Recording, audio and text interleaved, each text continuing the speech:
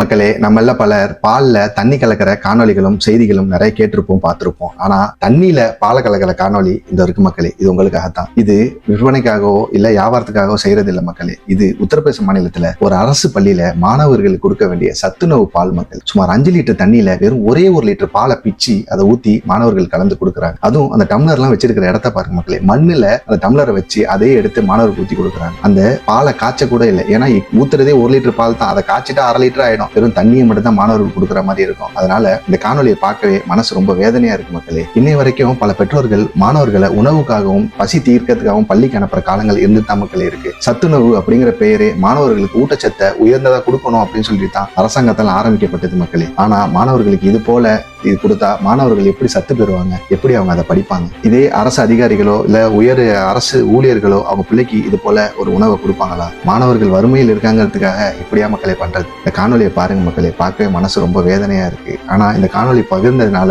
உத்தரப்பிரதேச மாநிலத்தில் இருந்த அரசு பள்ளியில இருந்த ஊழியரைகளையும் அது மட்டும் இல்லாம ஹெட்மாஸ்டரையும் பணி நீக்கம் செய்யப்பட்டதா கூறப்படுது. இது போல நிறைய இடத்துல நடக்குது மக்களே. காணொலிகள் வரதுனால நமக்கு தெரியுது, வெளியே வராம நிறைய விஷயங்கள் நடக்குது. இந்த காணொலிக்கான கருத்துக்களை அவங்க கமெண்ட்ல சொல்லுங்க. வீடியோ பிடிச்சா லைக் பண்ணுங்க. தௌஃபீக் வாய்ஸ் சேனலை சப்ஸ்கிரைப் பண்ணுங்க. நன்றி மக்களே.